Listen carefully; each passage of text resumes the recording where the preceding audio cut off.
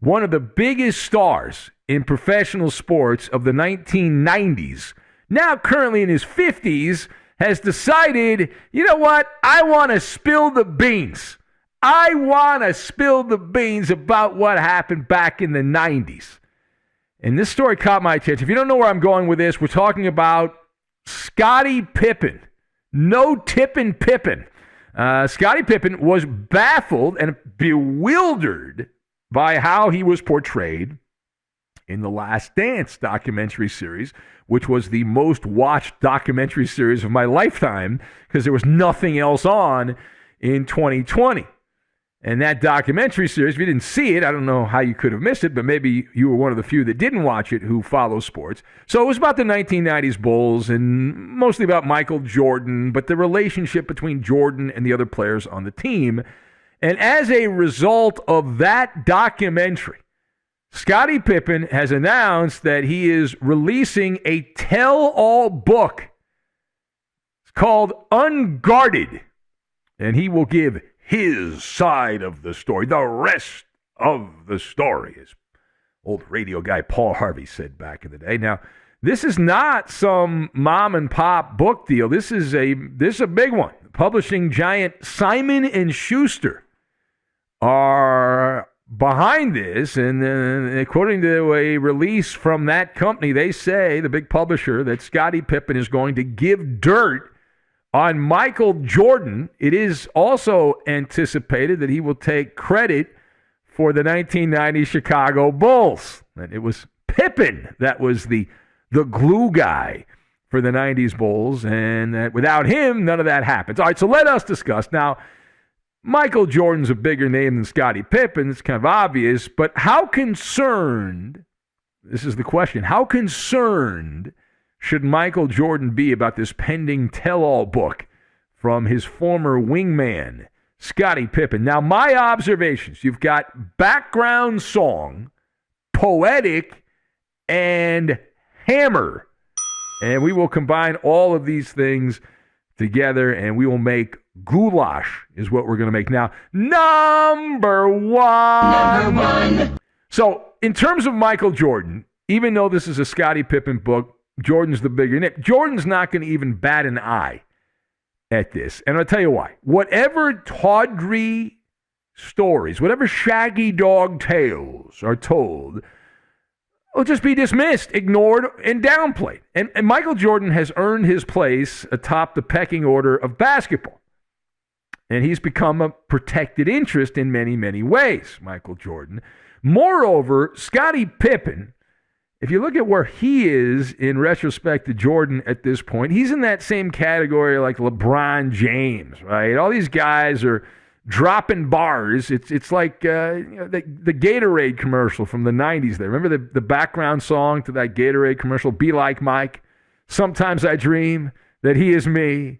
You've got to see, that's how I dream to be. I dream, I move, I dream, I groove like Mike. If I could be like Mike. That's the issue.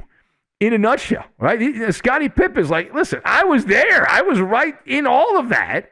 He's looking around his home. He's like, wait a minute.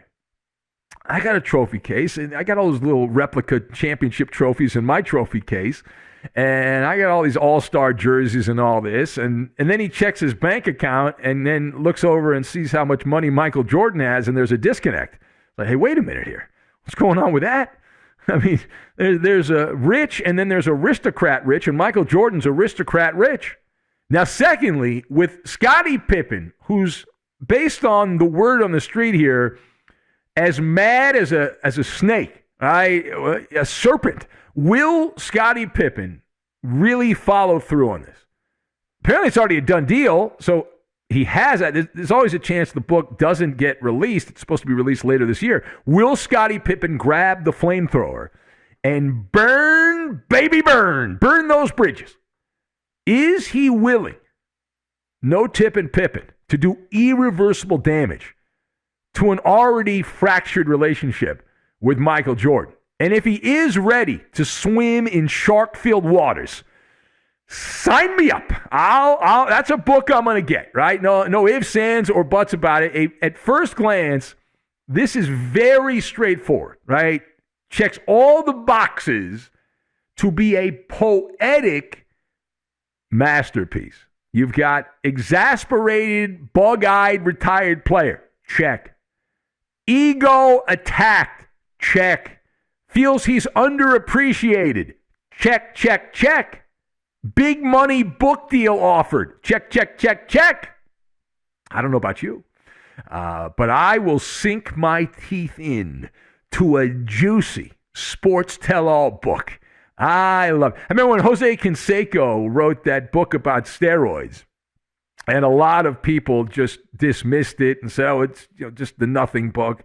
I read that book from cover to cover, and you know what? Almost everything in that book was 100% true. 100% true. Now, you leave nothing off the table. You got to expose everything. If you're going to do a good tell-all book, you reveal intimate details from the locker room, from the buses, the planes, trains, and automobiles and all that. You got to mix in the hilarious taboo stories. Right? And I've heard some of what those guys were doing on the road, the Bulls. Man, it was wild. It was not quite like the 1986 Mets, which is the greatest party team of all time, but they had their fun. The Bulls. Give me some shocking secrets. Yeah. Bad news travels fast, so if this is really bad, you'll sell more books. Now, that being said, all right, and I will buy the book if it's as good as I anticipate and those that are around say it's going to be. But these autobiographies are nonfiction, but they include a lot of fiction. Right? Typically, there's a bit of a license, an artistic license to exaggerate and amplify your standings. Like the memoir pointing out that Pippen is the real leader of the 1990s Bulls locker room. And everything we've been told, everything that's been written has been a lie. You can make yourself look like a mythical comic book superhero, a gladiator, if you write the book the right way. All right, final point. So Michael Jordan knows that he has the hammer, the golden hammer, in his toolbox. Whatever is floated, and again, the early word is it's going to be good. Like Pippen's going to go for it. Whatever happens here, Jordan knows will be neutralized. Because Jordan, as we said, he's aristocrat rich.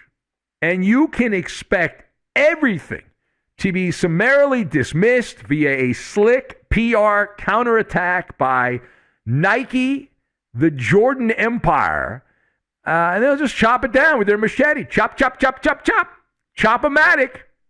Based on years of monitoring the counter-attack from PR people. I'm going to tell you exactly how this is going to play out. So the book will come out. Pippen will do a round of interviews. He'll do television and radio interviews, podcasts, the whole thing. The first move for the Jordan people will be to dismiss Pippen as a disgruntled former teammate. That he didn't get enough attention, and so he's having a hissy fit, a temper tantrum. He's going to wham, wham, wham. He's on the wambulance. He's going to, cry and whine and all that. Then the next move is you highlight the disparity between Pippen and Jordan. And while Pippen is wealthy, he's not Jordan wealthy. He's not in the rarefied air. Very few are who played sports where Michael Jordan is. So, and really Jordan's more of an apparel salesman than he is a basketball guy. He made more money from selling sneakers and sports outfits than he has from playing basketball. But the golden hammer on these things is, well, he's just trying to sell books. Well, of course, he wrote a book. Of course he's trying to sell books. Regardless, the straight talk, Scottie Pippen, the way I look at Pippen, and I said this back in the day, so this is an old take repackaged.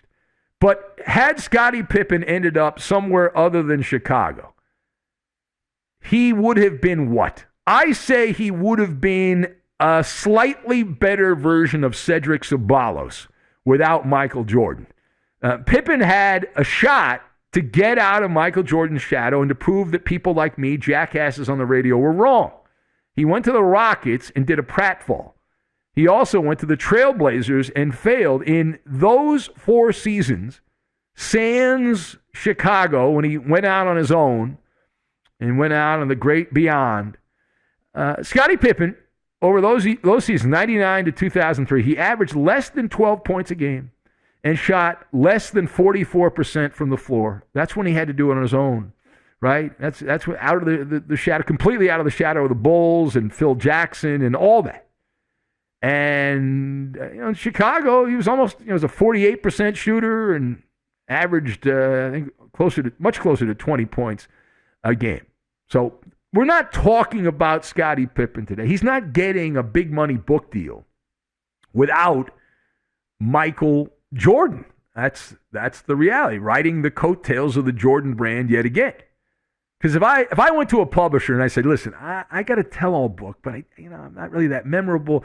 But if I have a tell-all book and I'm going to spill the dirt on Jordan, oh, now you got something. All right, now that's orgasmic. If I'm in the publishing business, I want to hear all the details. Put me in, coach. I'm ready to play.